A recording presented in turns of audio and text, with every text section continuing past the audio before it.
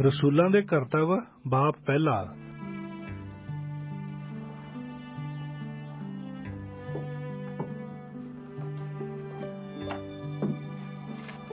पवित्र आत्मा दा करार।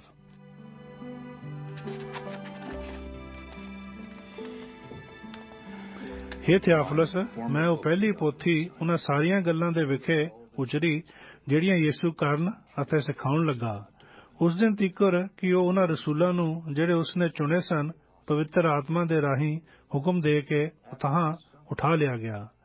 ਉਸਨੇ ਆਪਣੇ ਦੁੱਖ ਭੋਗਣ ਦੇ ਮਗਰੋਂ ਆਪ ਨੂੰ ਉਹਨਾਂ ਉੱਤੇ ਬਹੁਤਿਆਂ ਪ੍ਰਮਾਣਾਂ ਨਾਲ ਜਿਉਂਦਾ ਪ੍ਰਗਟ ਕੀਤਾ ਕਿ ਉਹ 40 ਦਿਨਾਂ ਤੱਕ ਉਹਨਾਂ ਨੂੰ ਦਰਸ਼ਨ ਦਿੰਦਾ ਅਤੇ ਪਰਮੇਸ਼ਵਰ ਦੇ ਰਾਜ ਦੀਆਂ ਗੱਲਾਂ ਕਰਦਾ ਰਿਹਾ। ਔਰ ਉਹਨਾਂ ਦੇ ਨਾਲ ਇਕੱਠੇ ਹੋ ਕੇ ਉਸਨੇ ਉਹਨਾਂ ਨੂੰ ਹੁਕਮ ਦਿੱਤਾ, ਭਾਈ ਯਰੂਸ਼ਲਮ ਤੋਂ ਬਾਹਰ ਨਾ ਜਾਓ, ਪਰ ਪਿਤਾ ਦੇ ਉਸ ਕਰਾਰ ਦੀ ਉਡੀਕ ਵਿੱਚ ਰਹੋ ਜਿਹਦੇ ਵਿਖੇ ਤੁਸਾਂ ਮੈਥੋਂ ਸੁਣਿਆ। ਕਿਉਂਕਿ ਯੋਹੰਨਾ ਨੇ ਤਾਂ ਪਾਣੀ ਨਾਲ ਬਪਤਿਸਮਾ ਦਿੱਤਾ, ਪਰ ਥੋੜੇ ਦਿਨਾਂ ਪਿੱਛੋਂ ਤੁਹਾਨੂੰ ਪਵਿੱਤਰ ਆਤਮਾ ਨਾਲ ਬਪਤਿਸਮਾ ਦਿੱਤਾ ਜਾਵੇਗਾ। ਸੋ ਜਾਂ ਉਹ ਇਕੱਠੇ ਹੋਏ ਤਾਂ ਉਹਨਾਂ ਉਸ ਤੋਂ ਪੁੱਛਿਆ ਕਿ ਪ੍ਰਭੂ ਜੀ, ਕੀ ਤੂੰ ਇਸ ਵੇਲੇ ਇਜ਼ਰਾਈਲ ਦਾ ਰਾਜ ਬਹਾਲ ਕਰਦਾ ਹੈ? ਉਸਨੇ ਉਹਨਾਂ ਨੂੰ ਆਖਿਆ, ਤੁਹਾਡਾ ਕੰਮ ਨਹੀਂ, ਭਾਈ ਉਹਨਾਂ ਸਮਿਆਂ ਅਤੇ ਵੇਲਿਆਂ ਨੂੰ ਜਾਣੋ ਜੋ ਪਿਤਾ ਨੇ ਆਪਣੇ ਵੱਸ ਵਿੱਚ ਰੱਖੇ ਹਨ। ਪਰ ਜਾਂ ਪਵਿੱਤਰ ਆਤਮਾ ਤੁਹਾਡੇ ਉੱਤੇ ਆਵੇਗਾ ਤਾਂ ਤੁਸੀਂ ਸ਼ਕਤੀ ਪਾਓਗੇ ਅਤੇ ਯਰੂਸ਼ਲਮ ਔਰ ਸਾਰੇ ਯਹੂਦੀਆ ਅਤੇ ਸਮਰੀਆ ਵਿੱਚੋਂ ਸਗੋਂ ਧਰਤੀ ਦੇ ਬੰਨੇ ਤੀਕਰ ਮੇਰੇ ਗਵਾਹ ਹੋਵੋਗੇ। ਔਰ ਜਾਂ ਉਹ ਇਹ ਗੱਲਾਂ ਕਹਿ ਹਟਿਆ ਤਾਂ ਉਹਨਾਂ ਦੇ ਵੇਖਦਿਆਂ ਵੇਖਦਿਆਂ ਉਹ ਉਤਾਹਾਂ ਉਠਾਇਆ ਗਿਆ।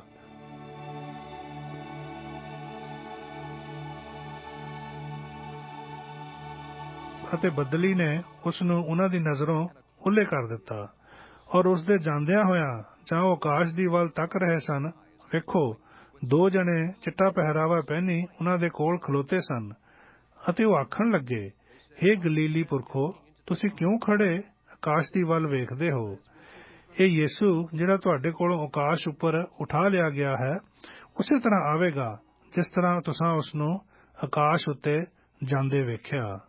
ਤਦ ਉਹ ਉਸ ਪਹਾੜ ਤੋਂ ਜਿਹੜਾ ਜੈਤੂਨ ਦਾ ਸਦੀਦਾ ਹੈ ਅਤੇ ਯਰੂਸ਼ਲਮ ਦੇ ਨੇੜੇ ਇੱਕ ਸਬਤ ਦੇ ਦਿਨ ਦੀ ਵਾਟ ਹੈ, ਯਰੂਸ਼ਲਮ ਨੂੰ ਮੁੜੇ ਔਰ ਜਾਂ ਪਹੁੰਚੇ ਤਾਂ ਉਸ ਚੁਬਾਰੇ ਉੱਤੇ ਚੜ੍ਹ ਗਏ ਜਿੱਥੇ ਉਹ ਟਿਕਦੇ ਸਨ, अर्थात पतरस और यूहन्ना और याकूब और अंद्रयास और फिलिप्पुस और थोमा और बरथुलमई और मती और हल्फा दा पुत्र याकूब और शमाउन ज़ेलोतेस और याकूब दा पुत्र यहूदा, ये सब एक मन हो के इस्त्रियां अते यीशु दी माता मरियम अते उहदे भरावां दे नाल लगातार प्रार्थना करदे रहे।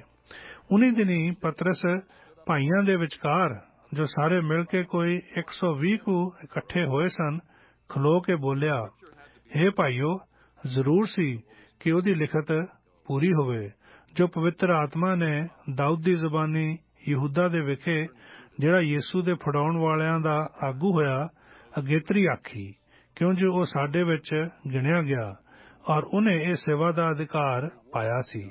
सो उन्हें कोई धर्म दी मजदूरी नाल एक खेत मुल लिया और मुंह दे मुंह डिग्या ਅਤੇ ਉਹਦਾ ਢਿੱਡ ਪਾਟ ਗਿਆ ਔਰ ਉਹਦੀਆਂ ਸਾਰੀਆਂ ਆਂਦਰਾਂ ਨਿਕਲ ਪਈਆਂ ਅਤੇ ਇਹ ਸਾਰੇ ਯਰੂਸ਼ਲਮ ਦੇ ਰਹਿਣ ਵਾਲਿਆਂ ਉੱਤੇ ਉਜਾਗਰ ਹੋਇਆ, ਇੱਥੋਂ ਤੀਕ ਜੋ ਉਹਨਾਂ ਦੀ ਭਾਖਿਆ ਵਿੱਚ ਉਸ ਖੇਤ ਦਾ ਨਾਮ ਅਕਲਦਮਾ ਅਰਥਾਤ ਲਹੂ ਦਾ ਖੇਤ ਪੈ ਗਿਆ, ਕਿਉਂਕਿ ਜ਼ਬੂਰ ਦੇ ਪੁਸਤਕ ਵਿੱਚ ਲਿਖਿਆ ਹੈ, ਭਾਈ ਉਹਦਾ ਘਰ ਉਜੜ ਜਾਵੇ, ਉਹਦੇ ਵਿੱਚ ਕੋਈ ਵਸਣ ਵਾਲਾ ਨਾ ਹੋਵੇ ਅਤੇ ਇਹ ਕਿ ਉਹਦਾ ਹੁੱਦਾ ਕੋਈ ਹੋਰ ਲਵੇ। ਪਰੰਤੂ ਇਹਨਾਂ ਲੋਕਾਂ ਵਿੱਚੋਂ ਜਿਹੜੇ ਹਰ ਵੇਲੇ ਸਾਡੇ ਸੰਗ ਰਹੇ, ਜਦ ਪ੍ਰਭੂ ਯੀशु ਸਾਡੇ ਵਿੱਚ ਆਇਆ ਜਾਇਆ ਕਰਦਾ ਸੀ, ਯੂਹੰਨਾ ਦੇ ਬਪਤਿਸਮਾ ਤੋਂ ਲੈ ਕੇ ਉਸ ਦਿਨ ਤੀਕਰ ਕਿ ਉਹ ਸਾਡੇ ਕੋਲੋਂ ਉਤਾਹਾਂ ਉਠਾਇਆ ਗਿਆ, ਚਾਹੀਦਾ ਹੈ ਕਿ ਇਹਨਾਂ ਵਿੱਚੋਂ ਇੱਕ ਸਾਡੇ ਨਾਲ ਉਹਦੇ ਜੀ ਉੱਠਣ ਦਾ ਗਵਾਹ ਹੋਵੇ। ਤਦ ਉਹਨਾਂ ਨੇ ਦੋਹਾਂ ਨੂੰ ਖੜਾ ਕੀਤਾ, ਇੱਕ ਯੂਸਫ ਜਿਹੜਾ ਬਰਸਬਾਸ ਕਹਾਉਂਦਾ ਸੀ, ਜਿਹਦਾ ਉਪਨਾਮ ਯਸੂਤੁਸ ਸੀ, ਦੂਜਾ ਮਥਿਆਸ, ਔਰ ਪ੍ਰਾਰਥਨਾ ਕਰਕੇ ਆਖਿਆ ਕਿ हे ਪ੍ਰਭੂ ਜੋ ਸਭਨਾਂ ਦਾ ਅੰਤਰਯਾਮੀ ਹੈ, ਵਿਖਾਲ ਕਿ ਇਹਨਾਂ ਦੋਹਾਂ ਵਿੱਚੋਂ ਤੈਂ ਕਿਹਨੂੰ ਚੁਣਿਆ ਹੈ, ਜੋ ਇਹ ਸੇਵਾ ਅਤੇ ਰਸੂਲ ਪੁਣੇ ਦੀ ਉਹ ਜਗ੍ਹਾ ਲਵੇ ਜਿਸ ਤੋਂ ਯਹੂਦਾ ਡਿੱਗਿਆ, ਉਹ ਆਪਣੀ ਨਿਜ ਥਾਂ ਨੂੰ ਜਾਵੇ। ਅਤੇ ਉਹਨਾਂ ਨੇ ਉਹਨਾਂ ਦੇ ਲਈ ਚਿੱਠੀਆਂ ਪਾਈਆਂ, ਔਰ ਚਿੱਠੀ ਮਥਿਆਸ ਦੇ ਨਾਮ ਦੀ ਨਿਕਲੀ। ਤਦ ਉਹ ਉਹਨਾਂ 11 ਰਸੂਲਾਂ ਨਾਲ ਗਿਣਿਆ ਗਿਆ। ਰਸੂਲਾਂ ਦੇ ਕਰਤੱਵ ਬਾਪ ਦੂਸਰਾ, ਪੈਂਤੀਕੋਸਤ ਅਤੇ ਪਵਿੱਤਰ ਆਤਮਾ ਦਾ ਉਤਰਨਾ। ਜਦ ਪੈਂਤੀਕੋਸਤ ਦਾ ਦਿਨ ਆਇਆ, ਉਹ ਸਭ ਇੱਕ ਥਾਂ ਇਕੱਠੇ ਸਨ, ਔਰ ਅਚਾਨਕ ਆਕਾਸ਼ ਤੋਂ ਇੱਕ ਗੂੰਜ ਆਈ, ਜਿਹੀ ਵੱਡੀ ਭਾਰੀ ਹਨੇਰੀ ਦੇ ਵਗਣ ਦੀ ਹੁੰਦੀ ਹੈ, ਅਤੇ ਉਸ ਨਾਲ ਸਾਰਾ ਘਰ ਜਿੱਥੇ ਉਹ ਬੈਠੇ ਸਨ ਭਰ ਗਿਆ।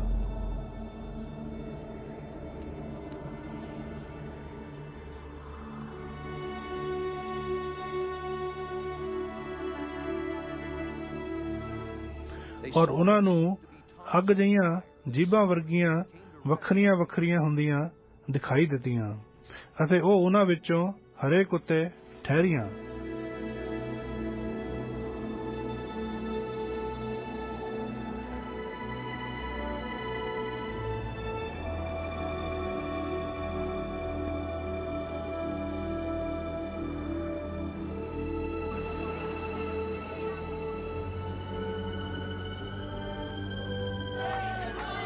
ਤਦ ਉਹ ਸਭੇ ਪਵਿੱਤਰ ਆਤਮਾ ਨਾਲ ਭਰ ਗਏ ਅਤੇ ਹੋਰ ਬੋਲੀਆਂ ਬੋਲਣ ਲੱਗੇ, ਜਿਵੇਂ ਆਤਮਾ ਨੇ ਉਹਨਾਂ ਨੂੰ ਬੋਲਣ ਦਿੱਤਾ।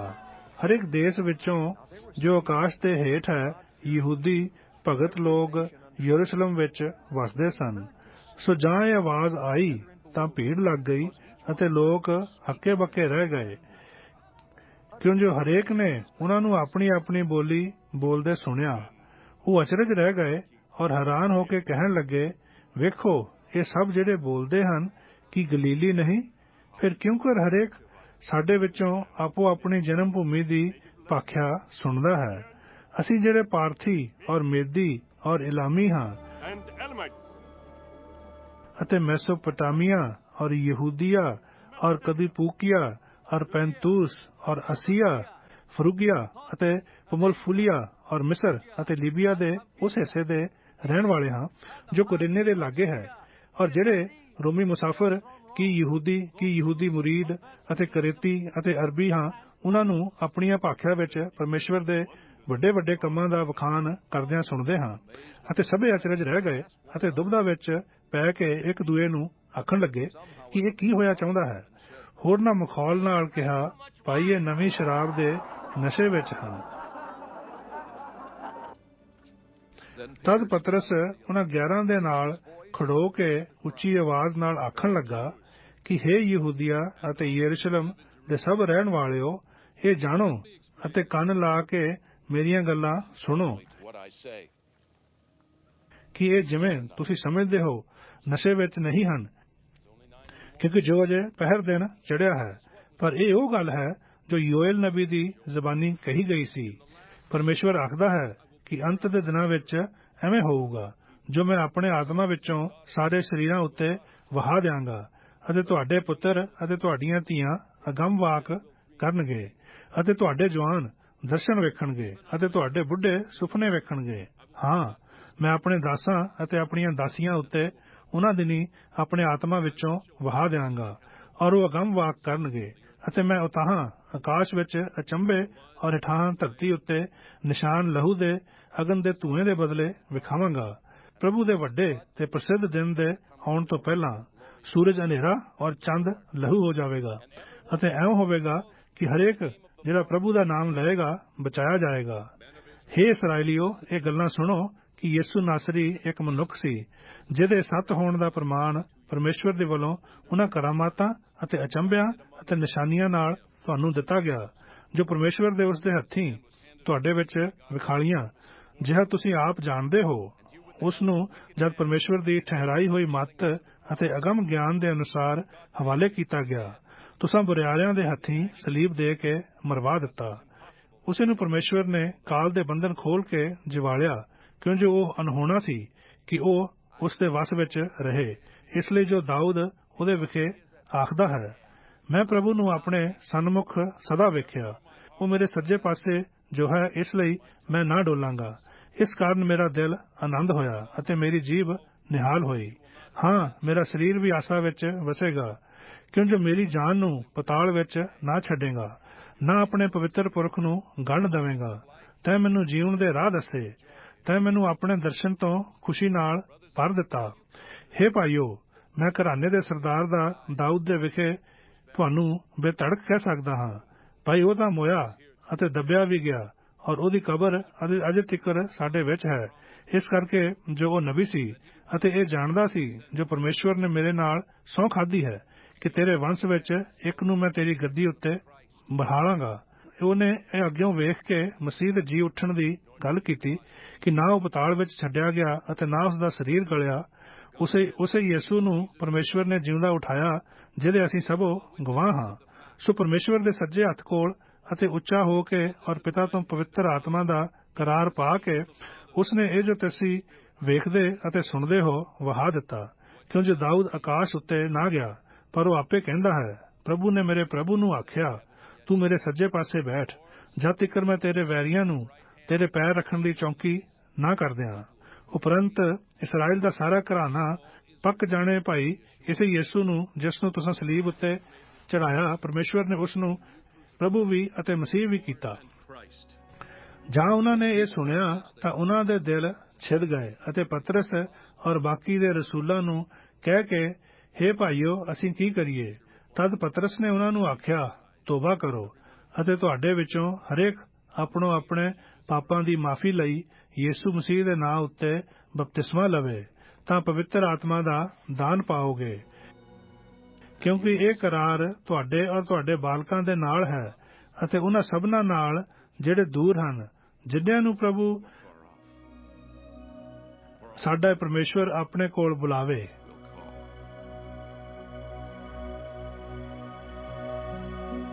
ਅਤੇ ਹੋਰ ਵੀ ਬਹੁਤੀਆਂ ਗੱਲਾਂ ਨਾਲ ਉਹਨੇ ਸਾਖੀ ਦਿੱਤੀ ਅਤੇ ਉਪਦੇਸ਼ ਕੀਤਾ, ਭਾਈ ਆਪਣੇ ਆਪ ਨੂੰ ਇਸ ਕਵੀ ਪੈੜੀ ਕੋਲੋਂ ਬਚਾਓ। ਸੋ ਜਿਨ੍ਹਾਂ ਉਹਦੀ ਗੱਲ ਮੰਨ ਲਈ, ਉਹਨਾਂ ਨੇ ਬਪਤਿਸਮਾ ਲਿਆ ਅਤੇ ਉਸੇ ਦਿਨ 3,000 ਜਣੇ ਉਹਨਾਂ ਵਿੱਚ ਰਲ ਗਏ।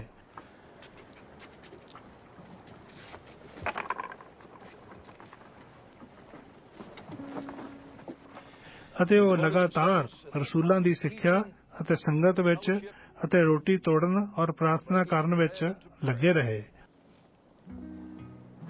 ਹਰ ਇੱਕ ਜਾਨ ਨੂੰ ਡਰ ਲੱਗਾ ਔਰ ਬਹੁਤ ਸਾਰੇ ਅਚੰਭੇ ਤੇ ਨਿਸ਼ਾਨ ਰਸੂਲਾਂ ਦੇ ਰਾਹੀਂ ਪ੍ਰਗਟ ਹੋਏ। ਔਰ ਜਿਨ੍ਹਾਂ ਨੇ ਨਿਹਚਾ ਕੀਤੀ ਸੀ, ਉਹ ਸਭ ਇਕੱਠੇ ਸਨ ਅਤੇ ਸਾਰੀਆਂ ਵਸਤਾਂ ਵਿੱਚ ਭਾਈਵਾਲ ਸਨ ਅਤੇ ਆਪਣੀ ਮਿਲਖ ਔਰ ਮਾਲ ਵੇਚ ਕੇ ਜਿਹੀ ਕਿਸੇ ਨੂੰ ਲੋੜ ਹੁੰਦੀ ਸੀ, ਸਭਨਾਂ ਨੂੰ ਵੰਡ ਦਿੰਦੇ ਸਨ।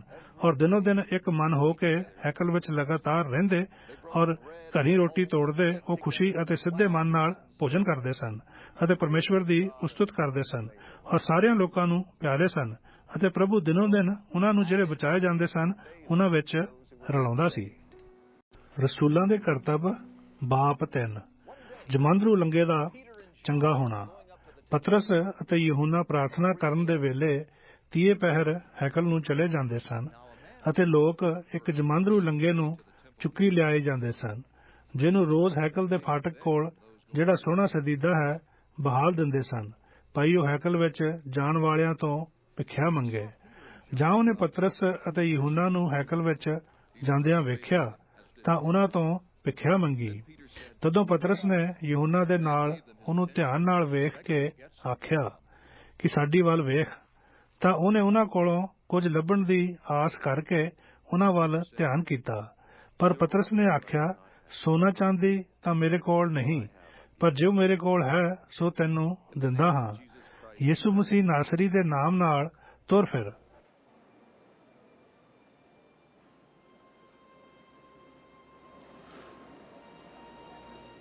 ਤਾਂ ਉਸ ਨੇ ਉਹਦਾ ਸੱਜਾ ਹੱਥ ਫੜ ਕੇ ਉਹਨੂੰ ਉਠਾ ਲਿਆ। ਉਸੇ ਵੇਲੇ ਉਹਦੇ ਪੈਰ ਔਰ ਗਿੱਟੇ ਤਗੜੇ ਹੋ ਗਏ ਅਤੇ ਉਹ ਖੁੱਦ ਕੇ ਉੱਠ ਖੜਾ ਹੋਇਆ ਔਰ ਤੁਰਨ ਲੱਗਾ ਔਰ ਤੁਰਦਾ ਅਤੇ ਛਾਲਾਂ ਮਾਰਦਾ ਅਤੇ ਪਰਮੇਸ਼ਵਰ ਦੀ ਉਸਤਤ ਕਰਦਾ ਹੋਇਆ ਉਹਨਾਂ ਨਾਲ ਹੈਕਲ ਵਿੱਚ ਗਿਆ।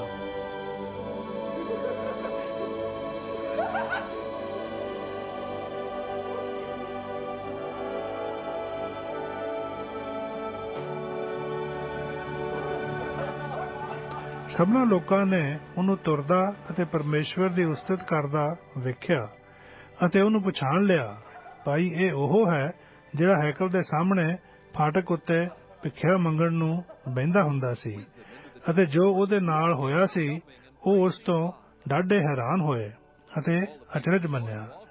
ਜਿਸ ਵੇਲੇ ਉਹ ਪਤਰਸ ਅਤੇ ਯਹੂਨਾ ਨੂੰ ਚਿੰਬੜਦਾ ਜਾਂਦਾ ਸੀ, ਸਾਰੇ ਲੋਕ ਬਹੁਤ ਦੰਗ ਹੋਏ।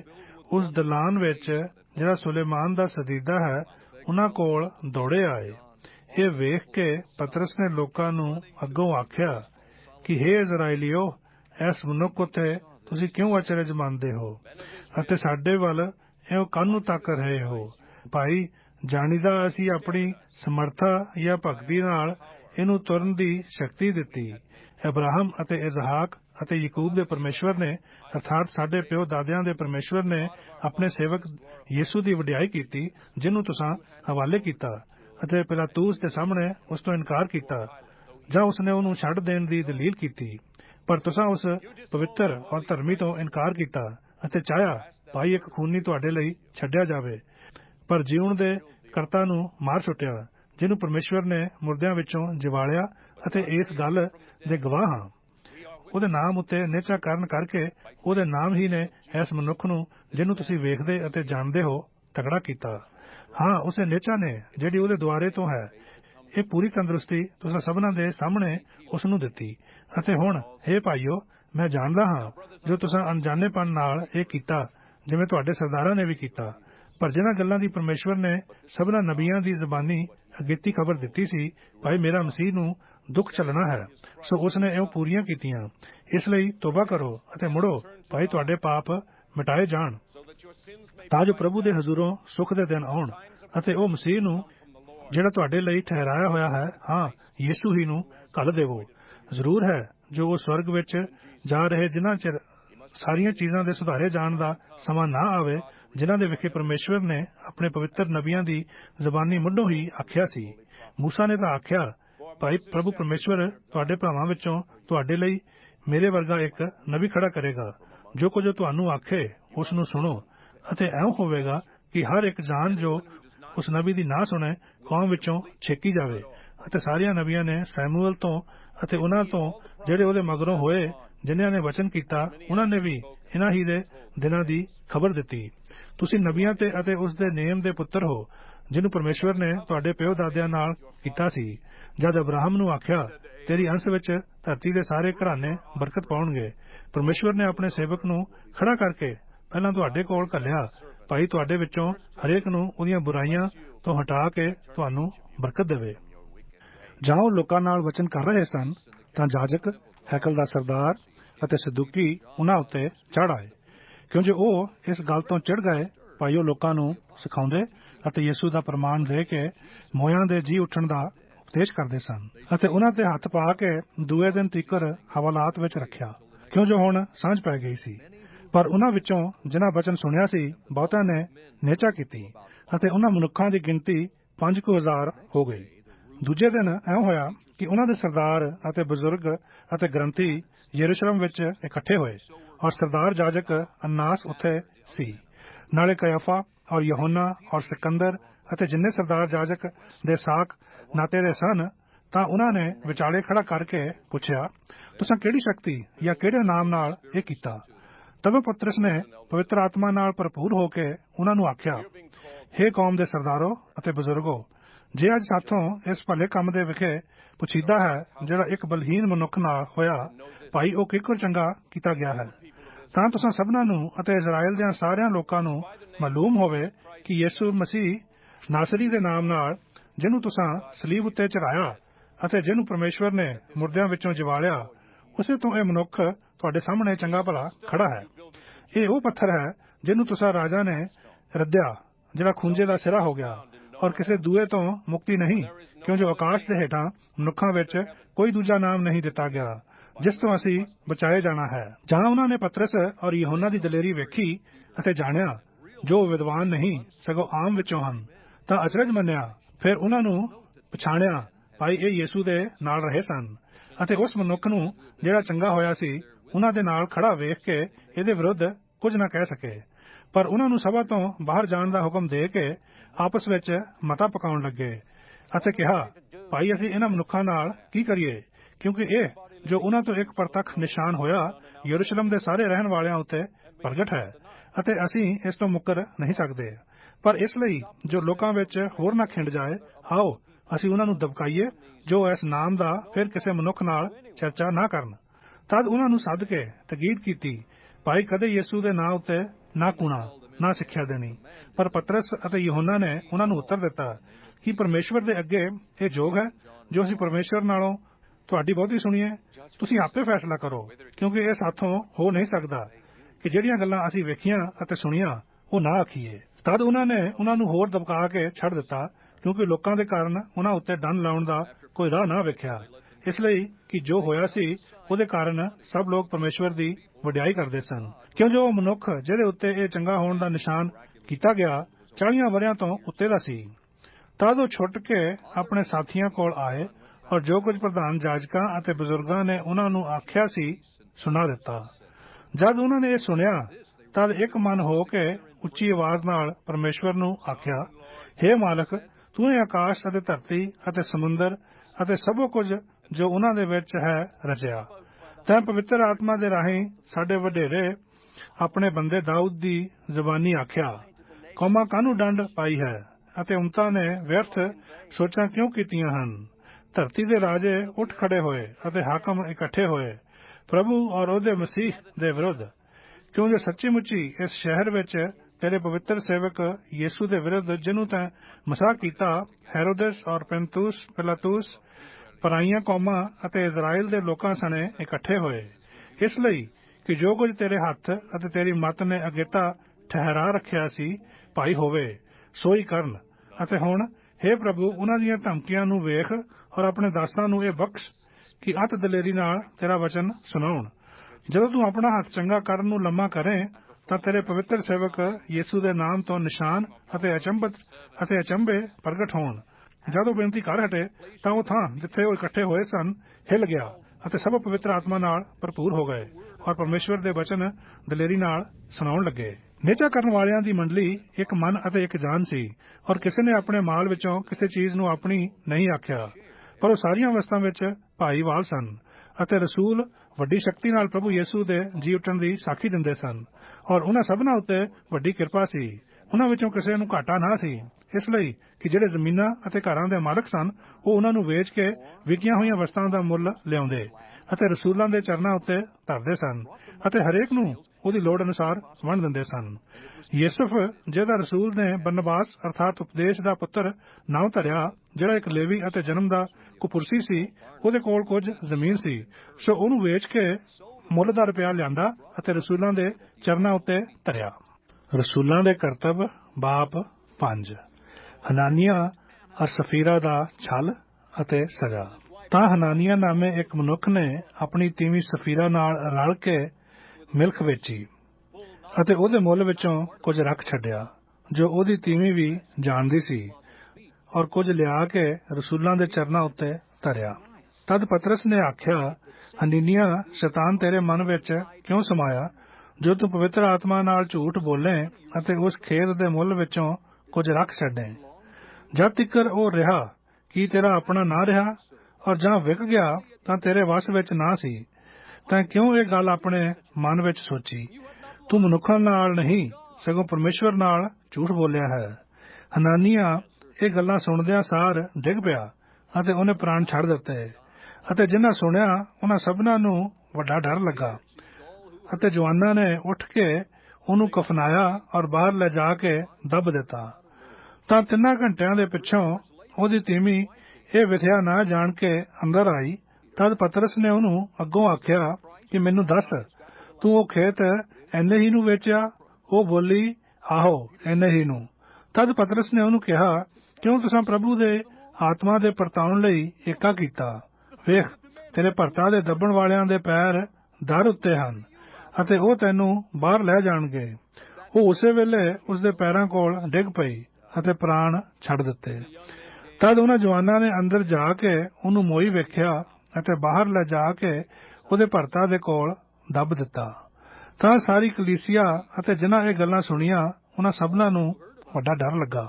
ਰਸੂਲਾਂ ਦੇ ਹੱਥੋਂ ਬਹੁਤ ਸਾਰੀਆਂ ਨਿਸ਼ਾਨ ਔਰ ਅਚੰਭੇ ਲੋਕਾਂ ਵਿੱਚ ਪ੍ਰਗਟ ਹੋਏ ਅਤੇ ਉਹ ਸਭੋ ਇੱਕ ਮਨ ਹੋ ਕੇ ਸੁਲੇਮਾਨ ਦੇ ਦਲਾਨ ਵਿੱਚ ਸਨ। ਹੋਰਨਾਂ ਵਿੱਚੋਂ ਕਿਸੇ ਦਾ ਹਿਉ ਨਾ ਪਿਆ ਜੋ ਉਹਨਾਂ ਦੀ ਸੰਗਤ ਕਰੇ, ਪਰ ਲੋਕ ਉਹਨਾਂ ਦੀ ਵਡਿਆਈ ਕਰਦੇ ਸਨ। ਅਤੇ ਹੋਰ ਨਿਚਾਵਾਨ ਵੀ ਨਾਲੇ ਮਨੁੱਖ ਨਾਲੇ ਤੀਵੀਆਂ ਟੋਲੀਆਂ ਦੀਆਂ ਟੋਲੀਆਂ ਪ੍ਰਭੂ ਨਾਲ ਮਿਲਦੀਆਂ ਜਾਂਦੀਆਂ ਸਨ। ਇੱਥੋਂ ਤੋੜੀ ਜੋ ਲੋਕਾਂ ਨੇ ਰੋਗੀਆਂ ਨੂੰ ਵੀ ਬਾਹਰ ਚੌਕਾਂ ਵਿੱਚ ਲਿਆਂਦਾ ਅਤੇ ਉਹਨਾਂ ਨੂੰ ਖਟੋਲਿਆਂ ਅਤੇ ਮੰਜੀਆਂ ਉੱਤੇ ਪਾਇਆ, ਇਸ ਲਈ ਕਿ ਜਦ ਪਤਰਸ ਆਵੇ ਤਦ ਹੋਰ ਨਹੀਂ ਤਾਂ ਉਹਦਾ ਪਰਛਾਵਾਂ ਹੀ ਉਹਨਾਂ ਵਿੱਚੋਂ ਕਿਸੇ ਉੱਤੇ ਪੈ ਜਾਵੇ।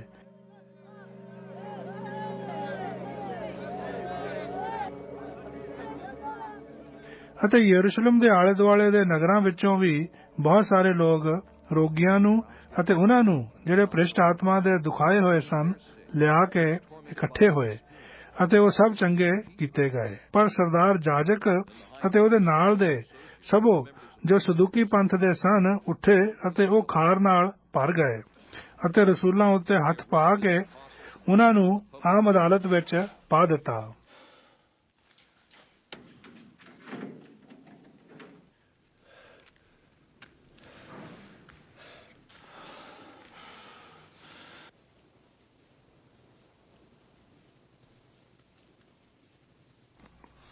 ਪਰ ਰਾਤ ਨੂੰ ਪ੍ਰਭੂ ਦੇ ਇੱਕ ਦੂਤ ਨੇ ਉਸ ਬੰਦੀਖਾਨੇ ਦੇ ਬੂਹੇ ਖੋਲ ਕੇ ਅਤੇ ਉਹਨਾਂ ਨੂੰ ਬਾਹਰ ਕੱਢ ਕੇ ਆਖਿਆ,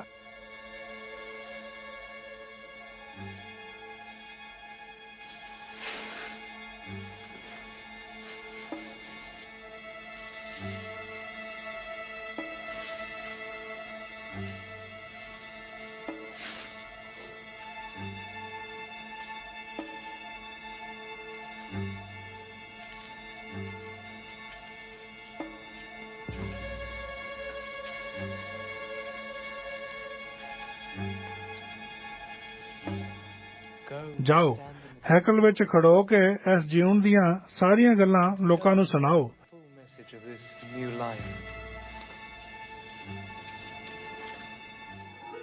ਸੋ ਇਹ ਸੁਣ ਕੇ ਉਹ ਤੜਕੇ ਹੈਕਲ ਵਿੱਚ ਗਏ ਅਤੇ ਉਪਦੇਸ਼ ਦੇਣ ਲੱਗੇ।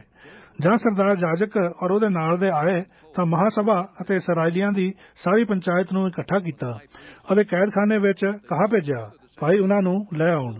ਪਰ ਜਾਂ ਸਿਪਾਹੀ ਆਏ ਤਾਂ ਉਹਨਾਂ ਨੂੰ ਬੰਦੀਖਾਨੇ ਵਿੱਚ ਨਾ ਡਿੱਠਾ, ਸੋ ਉਹ ਮੁੜ ਆਏ ਅਤੇ ਖਬਰ ਦਿੱਤੀ ਭਾਈ ਅਸਾਂ ਦਾ ਕੈਦਖਾਨੇ ਨੂੰ ਵੱਡੀ ਚੌਕਸੀ ਨਾਲ ਬੰਦ ਕੀਤਾ ਹੋਇਆ ਅਤੇ ਪਹਿਰੇ ਵਾਲਿਆਂ ਨੂੰ ਫਾਟਕਾਂ ਉੱਤੇ ਖੜੇ ਖਲੋਤੇ ਵੇਖਿਆ, ਪਰ ਜਾਂ ਖੋਲਿਆ ਤਾਂ ਅੰਦਰ ਕਿਸੇ ਨੂੰ ਨਾ ਡਿੱਠਾ। ਜਾਂ ਹੈਕਲ ਦੇ ਸਰਦਾਰ ਅਤੇ ਪ੍ਰਧਾਨ ਜਾਜਕਾਂ ਨੇ ਇਹ ਗੱਲਾਂ ਸੁਣੀਆਂ ਤਾਂ ਇਹਨਾਂ ਕਰਕੇ ਦੁਬਦਾ ਵਿੱਚ ਪਏ, ਭਾਈ ਕੀ ਜਾਣੀਏ ਇਹ ਗੱਲ ਕਿੱਥੋਂ ਤੋੜੀ ਵਧੇ। ਤਦ ਕਿਨੇ ਆਣ ਕੇ ਉਹਨੂੰ ਖਬਰ ਦਿੱਤੀ ਕਿ ਵੇਖੋ ਜਿਨ੍ਹਾਂ ਮਨੁੱਖਾਂ ਨੂੰ ਤੁਸੀਂ ਬੰਦੀਖਾਨੇ ਵਿੱਚ ਪਾ ਦਿੱਤਾ ਸੀ ਉਹ ਹੈਕਲ ਵਿੱਚ ਖੜੇ ਲੋਕਾਂ ਨੂੰ ਉਪਦੇਸ਼ ਕਰਦੇ ਹਨ। ਤਦ ਉਹ ਸਰਦਾਰ ਸਿਪਾਹੀਆਂ ਨਾਲ ਜਾ ਕੇ ਉਹਨਾਂ ਨੂੰ ਲਿਆਇਆ, ਪਰ ਧੱਕੇ ਨਾਲ ਨਹੀਂ, ਕਿਉਂਕਿ ਉਹ ਲੋਕਾਂ ਤੋਂ ਡਰਦੇ ਸਨ ਭਾਈ ਉਹ ਕਿਤੇ ਸਾਨੂੰ ਪਥਰਾਵ ਨਾ ਕਰਨ, ਅਤੇ ਉਹਨਾਂ ਨੂੰ ਲਿਆ ਕੇ ਮਹਾਸਭਾ ਵਿੱਚ ਖੜੇ ਕੀਤਾ। ਤਦ ਸਰਦਾਰ ਜਾਜਕ ਨੇ ਉਹਨਾਂ ਨੂੰ ਪੁੱਛਿਆ, ਭਾਈ ਅਸਾਂ ਤਾਂ ਤੁਹਾਨੂੰ ਤਕੀਦ ਨਾਲ ਹੁਕਮ ਕੀਤਾ ਸੀ ਜੋ ਇਸ ਨਾਮ ਦਾ ਉਪਦੇਸ਼ ਨਾ ਕਰਨਾ, ਅਤੇ ਵੇਖੋ ਤੁਸੀਂ ਯਰੂਸ਼ਲਮ ਨੂੰ ਆਪਣੀ ਸਿੱਖਿਆ ਨਾਲ ਭਰ ਦਿੱਤਾ, ਨਾਲੇ ਚਾਹੁੰਦੇ ਹੋ ਜੋ ਇਸ ਮਨੁੱਖ ਦਾ ਖੂਨ ਸਾਡੇ ਜ਼ਿੰਮੇ ਲਾਓ। ਤਦ ਪਤਰਸ ਅਤੇ ਰਸੂਲਾਂ ਨੇ ਉੱਤਰ ਦਿੱਤਾ ਕਿ ਮਨੁੱਖਾਂ ਦੇ ਹੁਕਮ ਨਾਲੋਂ ਪਰਮੇਸ਼ਵਰ ਦਾ ਹੁਕਮ ਮੰਨਣਾ ਜ਼ਰੂਰੀ ਹੈ। ਸਾਡੇ ਪਿਓ ਦਾਦਿਆਂ ਦੇ ਪਰਮੇਸ਼ਵਰ ਨੇ ਯਿਸੂ ਨੂੰ ਜਿਵਾਲਿਆ ਜਿਹਨੂੰ ਤੁਸੀਂ ਕਾਠ ਉੱਤੇ ਲਮਕਾ ਕੇ ਮਾਰ ਸੁੱਟਿਆ। ਉਸੇ ਨੂੰ ਪਰਮੇਸ਼ਵਰ ਨੇ ਆਪਣੇ ਸੱਜੇ ਹੱਥ ਨਾਲ ਉੱਚੀ ਕਰਕੇ ਹਾਕਮ ਅਤੇ ਮੁਕਤੀਦਾਤਾ ਠਹਿਰਾਇਆ ਤਾਂ ਜੋ ਉਹ ਇਜ਼ਰਾਇਲ ਨੂੰ ਤੋਬਾ ਅਤੇ ਪਾਪਾਂ ਦੀ ਮਾਫੀ ਬਖਸ਼ੇ। ਅਸੀਂ ਇਹਨਾਂ ਗੱਲਾਂ ਦੇ ਗਵਾਹ ਹਾਂ ਅਤੇ ਪਵਿੱਤਰ ਆਤਮਾ ਵੀ ਜੋ ਪਰਮੇਸ਼ਵਰ ਨੇ ਆਪਣੇ ਮੰਨਣ ਵਾਲਿਆਂ ਨੂੰ ਬਖਸ਼ਿਆ।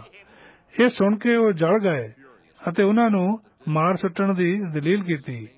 ਪਰ ਹਮਲੀਏਲ ਨਾਮੇ ਇੱਕ ਫਰੀਸੀ ਨੇ ਜੋ ਸ਼ਰਅ ਦਾ ਪੜ੍ਹਾਉਣ ਵਾਲਾ ਸੀ ਅਤੇ ਸਭਨਾਂ ਲੋਕਾਂ ਵਿੱਚ ਪਤਵੰਤਾ ਸੀ, ਮਹਾਸਭਾ ਵਿੱਚ ਉੱਠ ਕੇ ਹੁਕਮ ਕੀਤਾ, ਭਾਈ ਇਹਨਾਂ ਮਨੁੱਖਾਂ ਨੂੰ ਰਤੀ ਕੋ ਬਾਹਰ ਕਰ ਦਿਓ।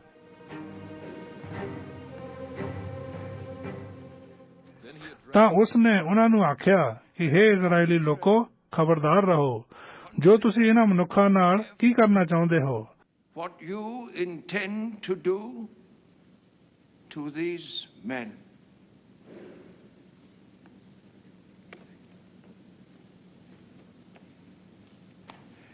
ਕਿਉਂ ਜੋ ਇਹਨਾਂ ਦਿਨਾਂ ਤੋਂ ਅੱਗੇ ਬੇਉਦਾਸ ਉੱਠਿਆ ਅਤੇ ਕਹਿਣ ਲੱਗਾ, ਭਾਈ ਮੈਂ ਕੁਝ ਹਾਂ। ਅਤੇ ਗਿਣਤੀ ਵਿੱਚ 400 ਆਦਮੀ ਉਹਦੇ ਨਾਲ ਰਲ ਗਏ। ਸੋ ਉਹ ਮਾਰਿਆ ਗਿਆ ਔਰ ਸਭ ਜੋ ਉਹਨੂੰ ਮੰਨਦੇ ਸਨ ਖਿੰਡ-ਖਿੰਡਾ ਗਏ ਅਤੇ ਬੇਟਿਕਾਣੇ ਹੋ ਗਏ। And it all came to nothing. After him, ਉਦੋਂ ਪਿੱਛੋਂ ਮਰਦਮਸ਼ੁਮਾਰੀ ਦੇ ਦਿਨੀ ਯਹੂਦਾ ਗਲੀਲੀ ਉੱਠਿਆ ਅਤੇ ਲੋਕਾਂ ਨੂੰ ਆਪਣੇ ਮਗਰ ਲਾ ਲਿਆ। ਉਹਦਾ ਵੀ ਨਾਸ ਹੋਇਆ ਔਰ ਜਿੰਨੇ ਉਹਨੂੰ ਮੰਨਦੇ ਸਨ ਸਭ ਛਿੰਨ ਭਿੰਨ ਹੋ ਗਏ। was killed, and all his followers were scattered. Therefore, ਅਤੇ ਹੁਣ ਮੈਂ ਤੁਹਾਨੂੰ ਆਖਦਾ ਹਾਂ, ਭਾਈ ਇਹਨਾਂ ਮਨੁੱਖਾਂ ਤੋਂ ਲਾਂਭੇ ਹੋਵੋ ਅਤੇ ਇਹਨਾਂ ਨੂੰ ਜਾਣ ਦਿਓ, ਕਿਉਂਕਿ ਜੋ ਇਹ ਮੱਤ ਔਰ ਇਹ ਕੰਮ ਆਦਮੀਆਂ ਦੀ ਵੱਲੋਂ ਹੈ ਤਾਂ ਨਸ਼ਟ ਹੋ ਜਾਊ। For if their purpose or activity is of human origin, it will fail. But if ਪਰ ਜੇ ਪਰਮੇਸ਼ਵਰ ਦੀ ਵੱਲੋਂ ਹੈ ਤਾਂ ਤੁਸੀਂ ਉਹਨਾਂ ਨੂੰ ਨਸ਼ਟ ਨਹੀਂ ਕਰ ਸਕੋਗੇ। ਭਾਈ ਕਿਤੇ ਇਉਂ ਨਾ ਹੋਵੇ ਜੋ ਤੁਸੀਂ ਪਰਮੇਸ਼ਵਰ ਨਾਲ ਵੀ ਲੜਨ ਵਾਲੇ ਠਹਿਰੋ।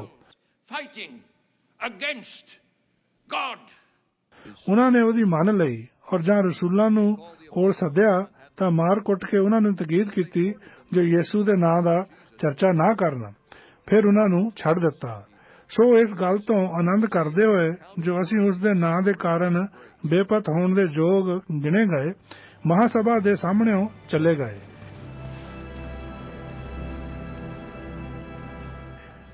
ਅਤੇ ਉਹ ਰੋਜ਼ ਹੈਕਲ ਵਿੱਚ ਅਤੇ ਘਰੀ ਪੇਸ਼ ਕਰਨ ਅਤੇ ਇਹ ਖੁਸ਼ਖਬਰੀ ਸੁਣਾਉਣ ਤੋਂ ਨਾ ਹਟੇ, ਭਾਈ ਯਿਸੂ ਉਹ ਮਸੀਹ ਹੈ। ਇਹ ਕਰਤੱਵ ਬਾਪ 6। 7 ਸੇਵਕਾਂ ਦਾ ਚੁਣਾਓ। ਉਨੀ ਦਿਨੀ ਜਦ ਚੇਲੇ ਬਹੁਤੇ ਹੁੰਦੇ ਜਾਂਦੇ ਸਨ ਤਾਂ ਯੂਨਾਨੀ ਯਹੂਦੀ ਇਬਰਾਨੀਆਂ ਉੱਤੇ ਬੁੜ ਬਣਾਉਣ ਲੱਗੇ, ਕਿਉਂ ਜੋ ਦਿਨ ਦਿਨ ਦੀ ਟਹਿਲ ਵਿੱਚ ਉਹਨਾਂ ਦੀਆਂ ਵਿਧਵਾ ਦੀ ਸ਼ੁੱਧ ਨਹੀਂ ਲੈਂਦੇ ਸਨ। ਤਦ ਉਹਨਾਂ 12 ਨੇ ਚੇਲਿਆਂ ਦੀ ਸੰਗਤ ਨੂੰ ਕੋਲ ਸੱਦ ਕੇ ਆਖਿਆ, ਇਹ ਚੰਗੀ ਗੱਲ ਨਹੀਂ ਜੋ ਅਸੀਂ ਪਰਮੇਸ਼ਵਰ ਦਾ ਵਚਨ ਛੱਡ ਕੇ ਖਿਲਾਉਣ ਪਿਲਾਉਣ ਦੀ ਟਹਿਲ ਕਰੀਏ। ਸੋ ਭਾਈਓ, ਆਪਣੇ ਵਿੱਚੋਂ 7 ਨੇਕ ਨਾਮ ਆਦਮੀਆਂ ਨੂੰ ਜਿਹੜੇ ਆਤਮਾ ਅਤੇ ਬੁੱਧ ਨਾਲ ਭਰਪੂਰ ਹੋਣ ਚੁਣ ਲਓ। ਭਾਈ ਅਸੀਂ ਉਹਨਾਂ ਨੂੰ ਇਸ ਕੰਮ ਉੱਤੇ ਠਹਿਰਾਈਏ, ਪਰ ਅਸੀਂ ਪ੍ਰਾਰਥਨਾ ਵਿੱਚ ਔਰ ਬਚਨ ਦੀ ਸੇਵਾ ਵਿੱਚ ਲੱਗੇ ਰਹਾਂਗੇ।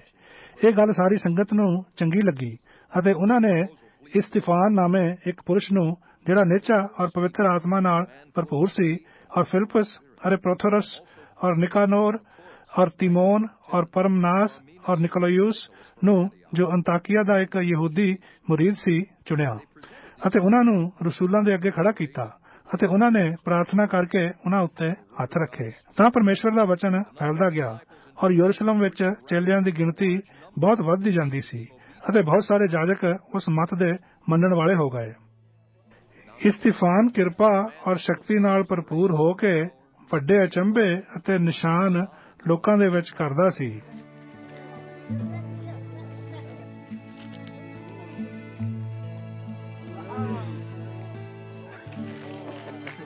ਪਰ ਉਸ ਸਮਾਜ ਵਿੱਚੋਂ ਜੋ ਲਿਬਰਤਨੀਆਂ ਦੀ ਕਹਾਉਂਦੀ ਹੈ ਔਰ ਕੁਰੇਨੀਆ ਅਤੇ ਸਿਕੰਦਰੀਆ ਵਿੱਚੋਂ ਅਤੇ ਉਹਨਾਂ ਵਿੱਚੋਂ ਜਿਹੜੇ ਕਲੀਕੀਆ ਅਤੇ ਅਸੀਆ ਤੋਂ ਆਏ ਸਨ, ਕਈ ਕੁ ਆਦਮੀ ਉੱਠ ਕੇ ਇਸਤੀਫਾਨ ਨਾਲ ਬਹਿਸ ਕਰਨ ਲੱਗੇ। ਪਰ ਉਹ ਉਸ ਬੁੱਧ ਔਰ ਆਤਮਾ ਦਾ ਜਿਹਦੇ ਨਾਲ ਉਹ ਗੱਲਾਂ ਕਰਦਾ ਸੀ ਸਾਹਮਣਾ ਨਾ ਕਰ ਸਕੇ। ਫਿਰ ਉਹਨਾਂ ਨੇ ਮਨੁੱਖਾਂ ਨੂੰ ਗਠਿਆ ਜਿਹੜੇ ਬੋਲੇ, ਭਾਈ ਅਸੀਂ ਇਹਨੂੰ ਮੂਸਾ ਦੇ ਅਤੇ ਪਰਮੇਸ਼ਵਰ ਦੇ ਵਿਰੁੱਧ ਕਫਰ ਬਕਦੇ ਸੁਣਿਆ। ਤਦ ਉਹਨਾਂ ਨੇ ਲੋਕਾਂ ਅਤੇ ਬਜ਼ੁਰਗਾਂ ਅਤੇ ਗ੍ਰੰਥੀਆਂ ਨੂੰ ਉਭਾਰਿਆ ਔਰ ਉਸ ਉੱਤੇ ਚੜ੍ਹ ਆਏ ਅਤੇ ਫੜ ਕੇ ਮਹਾਸਭਾ ਵਿੱਚ ਲੈ ਗਏ। ਉਹਨਾਂ ਨੇ ਝੂਠੇ ਗਵਾਹਾਂ ਨੂੰ ਖੜੇ ਕੀਤਾ ਜੋ ਬੋਲੇ, ਭਾਈ ਇਹ ਮਨੁੱਖ ਇਸ ਪਵਿੱਤਰ ਅਸਥਾਨ ਅਤੇ ਸ਼ਰ੍ਹਾ ਦੇ ਵਿਰੁੱਧ ਬੋਲਣ ਤੋਂ ਨਹੀਂ ਹਟਦਾ। ਅਸਾਂ ਤਾਂ ਉਹਨੂੰ ਇਹ ਆਖਦੇ ਸੁਣਿਆ ਹੈ, ਭਾਈ ਇਹ ਯਿਸੂ ਨਾਸਰੀ ਇਸ ਅਸਥਾਨ ਨੂੰ ਢਾਹ ਦੇਊਗਾ ਅਤੇ ਜਿਹੜੀਆਂ ਰੀਤਾਂ ਮੂਸਾ ਨੇ ਸਾਨੂੰ ਸੌਂਪੀਆਂ ਉਹਨਾਂ ਨੂੰ ਬਦਲ ਦੇਊਗਾ। ਜਾਂ ਉਹਨਾਂ ਸਭਨਾਂ ਨੇ ਜਿਹੜੇ ਮਹਾਸਭਾ ਵਿੱਚ ਬੈਠੇ ਸਨ ਉਹਦੀ ਵੱਲ ਧਿਆਨ ਕੀਤਾ ਤਾਂ ਉਹਦਾ ਮੂੰਹ ਦੂਧ ਦੇ ਮੂੰਹ ਵਰਗਾ ਡਿੱਠਾ। ਤਦ ਸਰਦਾਰ ਜਾਜਕ ਨੇ ਪੁੱਛਿਆ ਕਿ ਇਹ ਗੱਲਾਂ ਐਵੇਂ ਹੀ ਹਨ?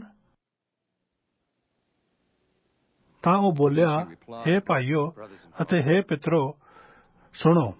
ਸਾਡੇ ਪਿਤਾ ਅਬਰਾਹਮ ਨੂੰ ਹਰਾਨ ਵਿੱਚ ਵਸਣ ਤੋਂ ਅੱਗੇ ਜਦੋਂ ਮੈਸੋਪੋਟਾਮੀਆ ਵਿੱਚ ਸੀ, ਤੇਜ ਰੂਪ ਪਰਮੇਸ਼ਵਰ ਵਿਖਾਈ ਦਿੱਤਾ ਅਤੇ ਉਹਨੂੰ ਆਖਿਆ, ਤੂੰ ਆਪਣੇ ਦੇਸ਼ ਅਤੇ ਆਪਣੇ ਸਾਕਾਂ ਵਿੱਚੋਂ ਨਿਕਲ ਕੇ ਉਸ ਦੇਸ਼ ਵਿੱਚ ਜਿਹੜਾ ਮੈਂ ਤੈਨੂੰ ਵਿਖਾਵਾਂਗਾ ਚਲਿਆ ਆ। ਤਦ ਉਹ ਕਲਦੀਆਂ ਦੇ ਦੇਸ਼ ਤੋਂ ਨਿਕਲ ਕੇ ਹਰਾਨ ਵਿੱਚ ਜਾ ਵਸਿਆ ਅਤੇ ਉਹਦੇ ਪਿਓ ਦੇ ਮਰਨ ਪਿੱਛੋਂ ਪਰਮੇਸ਼ਵਰ ਨੇ ਉਹਨੂੰ ਉੱਥੋਂ ਲਿਆ ਕੇ ਇਸ ਦੇਸ਼ ਵਿੱਚ ਵਸਾਇਆ ਜਿੱਥੇ ਹੁਣ ਤੁਸੀਂ ਰਹਿੰਦੇ ਹੋ। ਇਹਦੇ ਵਿੱਚ ਕੁਝ ਅਧਿਕਾਰ ਸਗੋਂ ਪੈਰ ਰੱਖਣ ਦੀ ਥਾਂ ਵੀ ਨਾ ਦਿੱਤੀ, ਪਰ ਉਸਨੇ ਕਰਾਰ ਕੀਤਾ, ਜੋ ਮੈਂ ਇਹ ਧਰਤੀ ਤੈਨੂੰ ਅਤੇ ਤੇਰੇ ਪਿੱਛੋਂ ਤੇਰੇ ਅੰਸ਼ ਨੂੰ ਦਿਆਂਗਾ, ਭਾਵੇਂ ਉਹਦਾ ਬਾਲਕ ਅਜੇ ਹੈ ਨਹੀਂ ਸੀ। ਪਰਮੇਸ਼ਵਰ ਨੇ ਐਉਂ ਆਖਿਆ, ਭਾਈ ਤੇਰੀ ਅੰਸ਼ ਪ੍ਰਦੇਸ਼ ਵਿੱਚ ਜਾ ਰਹੇਗੀ ਅਤੇ ਉਹ ਉਸ ਨੂੰ ਗੁਲਾਮ ਬਣਾ ਕੇ ਰੱਖਣਗੇ ਔਰ 400 ਵਰ੍ਹਿਆਂ ਤੀਕ ਦੁੱਖ ਦੇਖਣਗੇ। ਫਿਰ ਪਰਮੇਸ਼ਵਰ ਨੇ ਆਖਿਆ, ਮੈਂ ਉਸ ਕੌਮ ਉੱਤੇ ਜਿਹਦੇ ਉਹ ਗੁਲਾਮ ਹੋਣਗੇ ਡੰਨ ਲਾਵਾਂਗਾ ਔਰ ਉਹਦੇ ਪਿੱਛੋਂ ਉਹ ਨਿਕਲ ਆਉਣਗੇ ਅਤੇ ਇਸ ਥਾਂ ਵਿੱਚ ਮੇਰੀ ਉਪਾਸਨਾ ਕਰਨਗੇ। ਅਤੇ ਉਸਨੇ ਉਹਦੇ ਨਾਲ ਸੁੰਨਤ ਦਾ ਨੇਮ ਕੀਤਾ। ਸੋ ਇਸ ਤਰ੍ਹਾਂ ਉਹਦੇ ਇਜ਼ਹਾਕ ਜੰਮਿਆ ਅਤੇ ਉਹਨੇ 8ਵੇਂ ਦਿਨ ਉਹਦੀ ਸੁੰਨਤ ਕੀਤੀ। ਅਤੇ ਇਜ਼ਹਾਕ ਦੇ ਯਕੂਬ ਔਰ ਯਕੂਬ ਦੇ ਘਰ 12 ਗੋਤਾਂ ਦੇ ਸਰਦਾਰ ਜੰਮੇ ਅਤੇ ਉਹਨਾਂ ਸਰਦਾਰਾਂ ਨੇ ਯੂਸਫ ਨਾਲ ਖੁਨਸ ਕਰਕੇ ਉਹਨੂੰ ਵੇਚ ਦਿੱਤਾ ਕਿ ਮਿਸਰ ਵਿੱਚ ਲੈ ਜਾਣ, ਪਰ ਪਰਮੇਸ਼ਵਰ ਉਹਦੇ ਨਾਲ ਸੀ ਅਤੇ ਉਹਨੂੰ ਉਹਦੇ ਸਾਰੇ ਕਸ਼ਟਾਂ ਤੋਂ ਛੁਡਾਇਆ ਅਤੇ ਉਹਨੂੰ ਮਿਸਰ ਦੇ ਪਾਤਸ਼ਾਹ ਫਿਰੌਨ ਦੇ ਸਾਹਮਣੇ ਕਿਰਪਾ ਔਰ ਬੁੱਧ ਦਿੱਤੀ ਅਤੇ ਉਸਨੇ ਉਹਨੂੰ ਮਿਸਰ ਦਾ ਅਤੇ ਆਪਣੇ ਸਾਰੇ ਘਰ ਦਾ ਹਾਕਮ ਬਣਾਇਆ। ਫਿਰ ਸਾਰੇ ਮਿਸਰ ਅਤੇ ਕਨਾਨ ਵਿੱਚ ਕਾਲ ਪਿਆ ਔਰ ਵੱਡਾ ਕਸ਼ਟ ਆਇਆ ਅਤੇ ਸਾਡੇ ਪਿਓ ਦਾਦਿਆਂ ਨੂੰ ਅੰਨ ਨਹੀਂ ਸੀ ਲੱਭਦਾ। ਪਰ ਜਾਂ ਯਕੂਬ ਨੇ ਸੁਣਿਆ ਭਾਈ ਮਿਸਰ ਵਿੱਚ ਅਨਾਜ ਹੈ ਤਾਂ ਸਾਡੇ ਪਿਓ ਦਾਦਿਆਂ ਨੂੰ ਪਹਿਲੀ ਵਾਰ ਘੱਲਿਆ ਅਤੇ ਦੂਈ ਵਾਰ ਭਾਈਆਂ ਉੱਤੇ ਯੂਸਫ ਪ੍ਰਗਟ ਹੋ ਗਿਆ ਔਰ ਯੂਸਫ ਦਾ ਘਰਾਨਾ ਫਿਰੌਨ ਨੂੰ ਮਾਲੂਮ ਹੋ ਗਿਆ। ਤਦ ਯੂਸਫ ਨੇ ਆਪਣੇ ਪਿਓ ਯਕੂਬ ਨੂੰ ਅਤੇ ਆਪਣੇ ਸਾਰੇ ਕੋੜਮੇ ਨੂੰ ਜੋ 75 ਪ੍ਰਾਣੀ ਸਨ ਮੰਗਾ ਲਿਆ। ਸੋ ਯਕੂਬ ਮਿਸਰ ਵਿੱਚ ਗਿਆ ਅਤੇ ਉਹ ਆਪ ਮਰ ਗਿਆ ਔਰ ਸਾਡੇ ਪਿਓ ਦਾਦੇ ਵੀ, ਅਤੇ ਉਹ ਸ਼ਕਮ ਵਿੱਚ ਪਹੁੰਚਾਏ ਗਏ ਔਰ ਉਸ ਕਬਰਸਤਾਨ ਵਿੱਚ ਦੱਬੇ ਗਏ ਜਿਹੜਾ ਅਬਰਾਹਮ ਨੇ ਸ਼ਕਮ ਵਿੱਚ ਹਮੋਰ ਦੇ ਪੁੱਤਰਾਂ ਤੋਂ ਰੁਪਏ ਦੇ ਕੇ ਮੁੱਲ ਲਿਆ ਸੀ। ਪਰ ਜਾਂ ਉਸ ਕਰਾਰ ਦਾ ਵੇਲਾ ਜਿਹੜਾ ਪਰਮੇਸ਼ਵਰ ਨੇ ਅਬਰਾਹਮ ਨਾਲ ਨੇਮ ਕੀਤਾ ਸੀ ਨੇੜੇ ਆਇਆ, ਤਾਂ ਉਹ ਲੋਕ ਮਿਸਰ ਵਿੱਚ ਵਧਣ ਅਤੇ ਬਹੁਤ ਹੋਣ ਲੱਗੇ। ਉਸ ਵੇਲੇ ਤੀਕਰ ਕਿ ਮਿਸਰ ਦਾ ਇੱਕ ਹੋਰ ਪਾਤਸ਼ਾਹ ਹੋਇਆ ਜਿਹੜਾ ਯੂਸਫ ਨੂੰ ਨਾ ਜਾਣਦਾ ਸੀ। ਉਹਨੇ ਸਾਡੀ ਕੌਮ ਨਾਲ ਚਤਰਾਈ ਕਰਕੇ ਸਾਡੇ ਪਿਓ ਦਾਦਿਆਂ ਨੂੰ ਤੰਗ ਕੀਤਾ, ਭਾਈ ਉਹ ਆਪਣੇ ਬਾਲਕਾਂ ਨੂੰ ਬਾਹਰ ਸੁੱਟ ਦੇਣ ਕਿ ਜਿਉਂਦੇ ਨਾ ਰਹਿਣ। ਉਸ ਸਮੇਂ ਮੂਸਾ ਜੰਮਿਆ ਜੋ ਅਤ ਸੋਹਣਾ ਸੀ। ਉਹ 3 ਮਹੀਨਿਆਂ ਤੀਕਰ ਆਪਣੇ ਪਿਓ ਦੇ ਘਰ ਵਿੱਚ ਪਲਦਾ ਰਿਹਾ ਅਤੇ ਜਾਂ ਉਹ ਬਾਹਰ ਸੁੱਟਿਆ ਗਿਆ ਤਾਂ ਫਿਰੌਨ ਦੀ ਧੀ ਨੇ ਉਹਨੂੰ ਉਠਾ ਲਿਆ ਅਤੇ ਉਹਨੂੰ ਆਪਣਾ ਪੁੱਤਰ ਕਰਕੇ ਪਾਲਿਆ। ਸੋ ਮੂਸਾ ਨੇ ਮਿਸਰੀਆਂ ਦੀਆਂ ਸਾਰੀ ਵਿਦਿਆ ਸਿੱਖੀ ਅਤੇ ਆਪਣੀਆਂ ਬਚਨਾਂ ਅਤੇ ਕਰਨੀਆਂ ਵਿੱਚ ਸਮਰਥ ਸੀ। ਜਦ ਪੂਰੀਆਂ 40 ਵਰ੍ਹਿਆਂ ਦਾ ਹੋਣ ਲੱਗਾ ਤਦ ਉਹਦੇ ਮਨ ਵਿੱਚ ਆਇਆ, ਭਾਈ ਮੈਂ ਜਾ ਕੇ ਆਪਣੇ ਇਸਰਾਏਲੀਆਂ ਦੀ ਖਬਰ ਲਵਾਂ।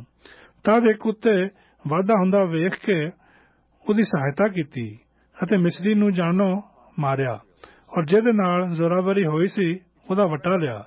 ਤਾਂ ਉਸਨੇ ਸੋਚਿਆ, ਭਾਈ ਮੇਰੇ ਭਾਈ ਸਮਝਣਗੇ ਜੋ ਪਰਮੇਸ਼ਵਰ ਮੇਰੇ ਹੱਥੀਂ ਉਹਨਾਂ ਨੂੰ ਛੁਟਕਾਰਾ ਦੇਣ ਲੱਗਾ ਹੈ, ਪਰ ਉਹ ਨਾ ਸਮਝੇ।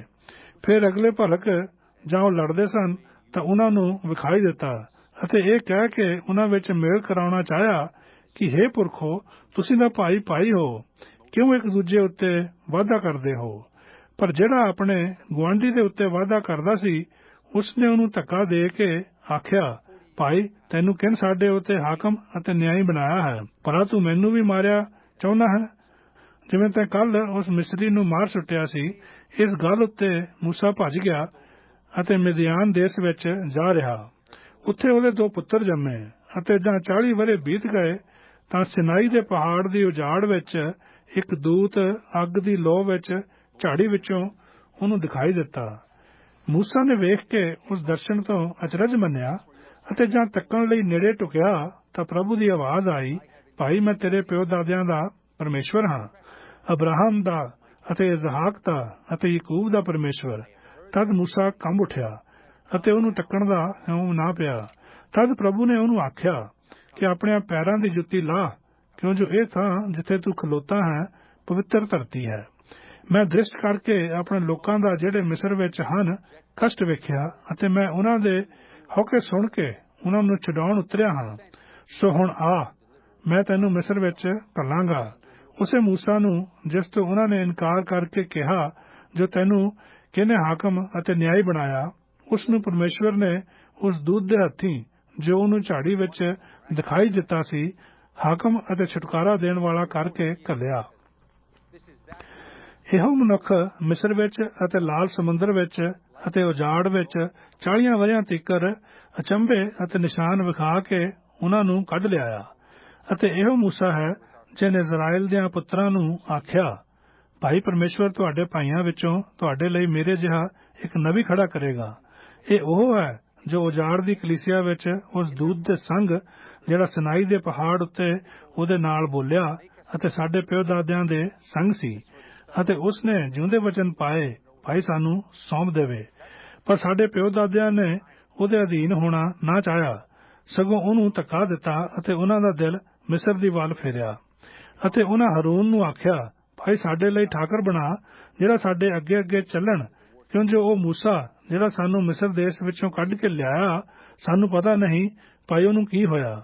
ਉਨੀ ਦਿਨੀ ਉਹਨਾਂ ਨੇ ਇੱਕ ਵੱਛਾ ਬਣਾਇਆ ਅਤੇ ਉਸ ਮੂਰਤ ਨੂੰ ਬਲੀਦਾਨ ਚੜਾਇਆ ਅਤੇ ਆਪਣੇ ਹੱਥਾਂ ਦੇ ਕੰਮ ਉੱਤੇ ਖੁਸ਼ੀ ਮਨਾਈ। ਪਰ ਪਰਮੇਸ਼ਵਰ ਉਹਨਾਂ ਤੋਂ ਫਿਰ ਗਿਆ ਅਤੇ ਉਹਨਾਂ ਨੂੰ ਛੱਡ ਦਿੱਤਾ ਕਿ ਆਕਾਸ਼ ਦੀ ਸੈਨਾ ਨੂੰ ਪੂਜਣ, ਜਿਵੇਂ ਨਬੀਆਂ ਦੀ ਪੋਥੀ ਵਿੱਚ ਲਿਖਿਆ ਹੋਇਆ ਹੈ, ਹੇ ਇਜ਼ਰਾਇਲ ਦੇ ਘਰਾਨੇ, ਕੀ ਤੁਸੀਂ ਮੈਨੂੰ ਉਜਾੜ ਵਿੱਚ 40 ਵਰ੍ਹੇ ਪਸ਼ੂ ਭੇਟ ਅਤੇ ਬਲੀਦਾਨ ਚੜਾਏ, ਔਰ ਤੁਸੀਂ ਮਲੁੱਖੇ ਦੇ ਤੰਬੂ ਅਤੇ ਰਿਫਾਨ ਦੇਵਤ ਦੇ ਤਾਰੇ ਨੂੰ, ਅਰਥਾਤ ਉਹਨਾਂ ਮੂਰਤਾਂ ਨੂੰ ਚੱਕੀ ਫਿਰਦੇ ਸੋ, ਜਿਹੜੀਆਂ ਤੁਸੀਂ ਪੂਜਣ ਲਈ ਬਣਾਈਆਂ, ਅਤੇ ਮੈਂ ਤੁਹਾਨੂੰ ਕੱਢ ਕੇ ਬਬੂਲ ਤੋਂ ਪਰੇ ਲੈ ਜਾ ਕੇ ਵਸਾਵਾਂਗਾ।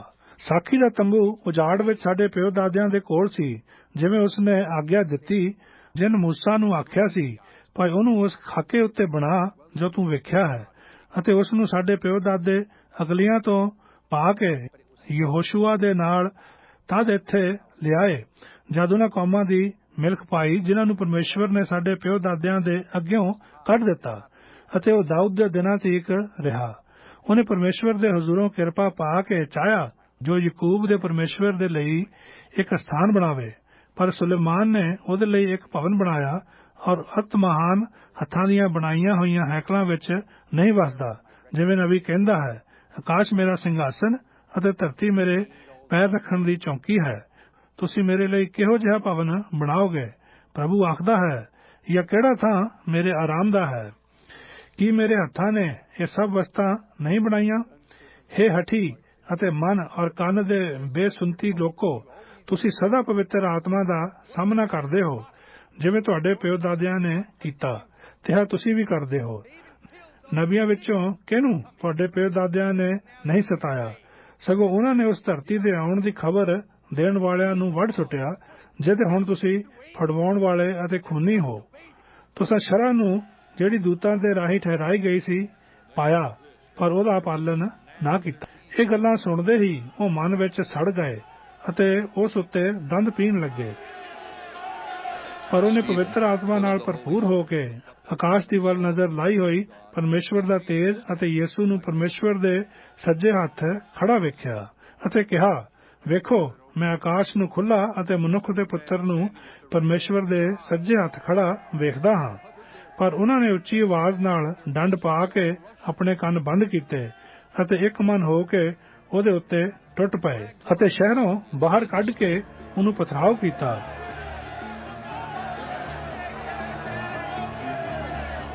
ਅਤੇ ਗਵਾਹਾਂ ਨੇ ਆਪਣੇ ਬਸਤਰ ਸਲੋਮ ਨਾਮੇ ਇੱਕ ਜਵਾਨ ਦੇ ਪੈਰਾਂ ਕੋਲ ਲਾ ਕੇ ਰੱਖ ਦਿੱਤੇ।